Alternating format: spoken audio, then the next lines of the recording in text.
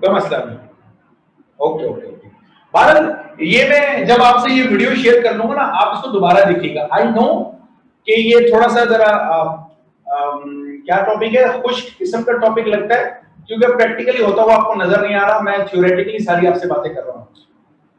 इसको मैंने कोशिश की है कि मैं उस डिटेल में ही डिस्कस करूं कि जिस डिटेल में इस टॉपिक की अहमियत है, तो मैंने इसको उसी तरीके से डिस्कस किया। और नंबर 2, इसके बाद आप किताब से जरूर पढ़िएगा। ये जो वैल्यूज मैंने ली हुई है, ये मैंने अकॉर्डिंग टू बुक ली है। हाँ, हो सकता है सर्किट आपको बुक के मुताबिक नजर ना आ रहा हो, थोड़ा सा डिफरेंट आपको लग रहा हो, ठीक है ना, लेकिन ये वैल्यू मैंने बुक के मुताबिक ली है, ये वैल्यू मैंने बुक के मुताबिक ली है, ये बात जो मैंने बताई है।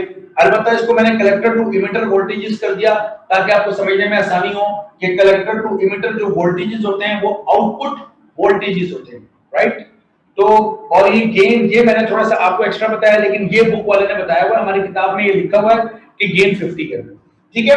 और ये करंट मैंने जो है वो 1 मिली एम्पियर इसलिए सपोज किया कि कल मैंने आपसे कहा था कि collector to emitter current almost 1 milliampere, मैंने मिली एम्पियर की रेंज में होता है, तो 1 मिली एम्पियर तो मैं बहुत ही कम ले रहा हूं।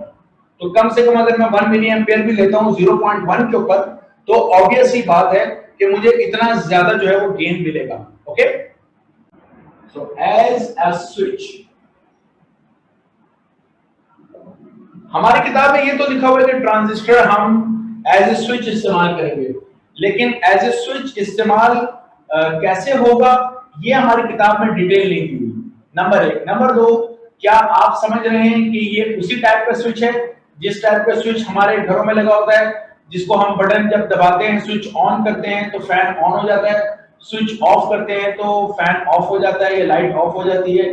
तो उस तरह का स्विच नहीं है ये, एक्चुअली उस तरह का स्विच है कि ये एक सिग्नल देता है, और उस सिग्नल के जरिए करंट का जो फ्लो है वो स्टार्ट हो जाता है। तो जब करंट का फ्लो स्टार्ट होता है, तो करंट के फ्लो के रास्ते में आप किसी भी चीज को लगाएंगे तो वो चीज ऑपरेट करेंगे, इसे हम कह रहे हैं स्विच। या आप इसको ऐसे समझ लीजिए कि आप में से वो लोग जो कि कंप्यूटर से थोड़ा बहुत वाकिफियत रखते हैं, जिन्होंने कंप्यूटर पढ़ा है, तो कंप्यूटर जो है वो काम करता है 1 और 0 के ऊपर, बूलियन अलजेब्रा में से कहते हैं Boolean algebra, 1 and 0, and 1 and 0 ये वोल्टेजेस हैं। सो जो कंप्यूटर है वो, उसमें बहुत सारे लॉजिक गेट्स होते हैं, जिस तरह बेसिक जो गेट्स है हमारे पास, फंडामेंटल गेट्स हैं, वो एंड है और नॉट गेट है हमारे पास। तो ये जो हमारा ट्रांजिस्टर है, इन ट्रांजिस्टर की मदद से, इनकी हेल्प से हम लोग बनाते हैं लॉजिक गेट्स। वो जो लॉजिक गेट्स हैं वो स्विचिंग का काम करते हैं, मतलब किसी सिग्नल्स को आने देते हैं और किसी सिग्नल को गुजरने नहीं देते। उसके जरिए हम एक मैथमेटिकल एक्सप्रेशन, हम mathematical function like addition, subtraction, multiplication, division perform कर सकते हैं, राइट। तो इसीलिए यहाँ पे जो एज ए स्विच है, हो सकता है आपको पंखे और लाइट वाला स्विच लग रहा हो, लेकिन वैसा स्विच नहीं है। हमारा माइक्रो प्रोसेसर, हमारे कंप्यूटर में, हमारे लैपटॉप में, हमारे मोबाइल में लगा हुआ माइक्रो प्रोसेसर, उस माइक्रो प्रोसेसर के अंदर ट्रांजिस्टर्स हैं और वो ट्रांजिस्टर स्विचिंग कर रहे हैं। ओके, अब ट्रांजिस्टर जो है वो कितने हैं, ट्रांजिस्टर का साइज कितना है, तो मुझे जो कैलकुलेशन याद है वो आज से 15 साल पहले की याद है। तो जब मैं इलेक्ट्रॉनिक्स में बहुत ज्यादा इन था, तो उस वक्त मुझे याद है कि इंसान के हाथ का जो अंगूठा है, इस अंगूठे का जो नाखून है, इस नाखून से छोटी जगह पर, नाखून से भी छोटी जगह पर माइक्रो प्रोसेसर हम बनाते हैं ना। हमारे अंगूठे के नाखून से भी छोटे साइज का माइक्रो प्रोसेसर होता है, और उसमें उस जमाने की जो मैं बात बता रहा हूँ, सिंगल लेयर प्रोसेसर होते थे। अब तो क्वाड कोर हो गया, ऑक्टा कोर हो गया, 8-8 लेयर्स होती हैं, 4-4 लेयर्स होती हैं। तो उस जमाने में सिंगल लेयर होती थी, और उसके अंदर तकरीबन 20 करोड़ ट्रांजिस्टर। यस, आपने बिल्कुल सही सुना है कि 20 करोड़ ट्रांजिस्टर हम फैब्रिकेट करते थे। सो इतनी छोटी सी जगह में 20 करोड़ ट्रांजिस्टर, इसका मतलब है कि this is a very thin, very sophisticated technology, जिसको हम कहते हैं nano technology, right. So switch के तौर पे अब मैं बात करता हूं ट्रांजिस्टर कैसे काम करता है। मैंने आपको बताया था, जब मैं एम्पलीफायर की बात कर रहा था या ट्रांजिस्टर के मैं नॉर्मल ऑपरेशन की बात कर रहा था, तो मैंने कहा था ट्रांजिस्टर के बेस इमिटर जंक्शन को फॉरवर्ड बायस और बेस कलेक्टर जंक्शन को रिवर्स बायस करते हैं। फिर मैंने आपसे कहा था कि एज ए स्विच में ये काम नहीं करते।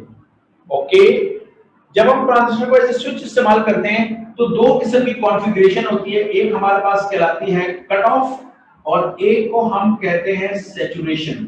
ये दो कॉन्फ़िगरेशन होती है ट्रांजिस्टर की। कट ऑफ का मतलब होता है स्विच ऑफ है और सैचुरेशन का मतलब है स्विच ऑन है। मैं डायग्राम थोड़ी सी बना के समझा देता हूं आपको। ज्यादा डिटेल में हम नहीं जाएंगे, हमारे कोर्स का हिस्सा नहीं है। ये मैंने एक ट्रांजिस्टर बना दिया और इस ट्रांजिस्टर के यहाँ पर ये कलेक्टर का हमारे पास क्या है, रेजिस्टेंस है, जिसको पहले ही मैंने आपको दिखाया था। और फर्ज कर लेते हैं कि यहाँ पर जो वोल्टेजेस हैं वो मेरे पास हैं 10 वोल्ट। किसके रिस्पेक्ट से? इसके रिस्पेक्ट से, ये जो मैंने ग्राउंड किया है।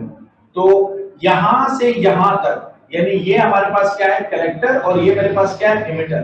तो मैं कह रहा हूं कि कलेक्टर टू इमिटर मेरे पास कितने वोल्टेजेस हैं, 10 वोल्ट है। लेकिन आप एक बात नोट करें कि जो बेस है, इस दफा मैंने बेस को कहीं कनेक्ट नहीं किया हुआ। और अगर मैंने बेस को कहीं पर भी कनेक्ट नहीं किया हुआ तो जो मेरा बेस इमिटर जंक्शन है वो फॉरवर्ड बाइस नहीं हुआ, ये मैं आपसे कहना चाह रहा हूं। तो जिस कॉन्फ़िगरेशन में एम्पलीफायर के तौर पे यूज करते हैं वो कॉन्फ़िगरेशन यहां पर नहीं है। ओके, अच्छा, अब फर्ज कर लेते हैं कि मैं यहां पर जनाबे अली क्या कर लेता हूं कि एक अदद कुछ इस किस्म की बात करता हूं कि एक अदद में यहाँ पे एक बल्ब लगा देता हूं ऐसे।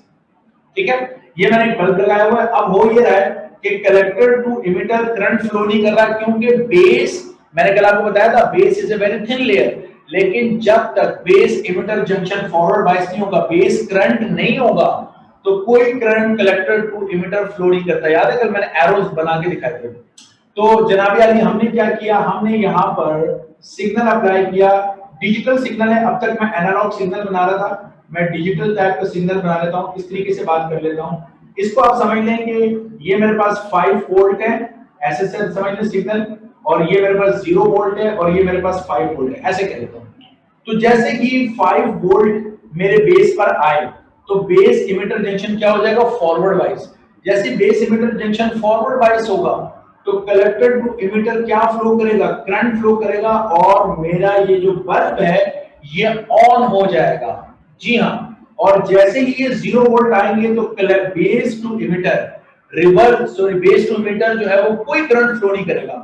सो बेस टू इमिटर जब कोई करंट फ्लो नहीं करेगा तो ये रास्ता क्या हो जाएगा, ओपन हो जाएगा। तो यहां से कोई करंट फ्लो नहीं करेगा तो मेरे ये जो बल्ब है ये क्या हो जाएगा, ऑफ हो जाएगा। तो बल्ब का on end of depend upon this signal. यानी अगर मैं यहां से कोई सिग्नल देता हूं तो बल्ब ऑन होगा, सिग्नल नहीं देता तो बल्ब ऑन नहीं होगा। So this is called as a switch. अब हमने डिस्कस कर लिया ट्रांजिस्टर एज ए स्विच। तो अगर यहां तक समझ में आ गया तो थम अप कर दीजिए। यानी ट्रांजिस्टर के दो यूज है, number 1 as an amplifier, number 2 as a switch. ये दोनों यूज आपको अच्छी तरह समझ में आना चाहिए।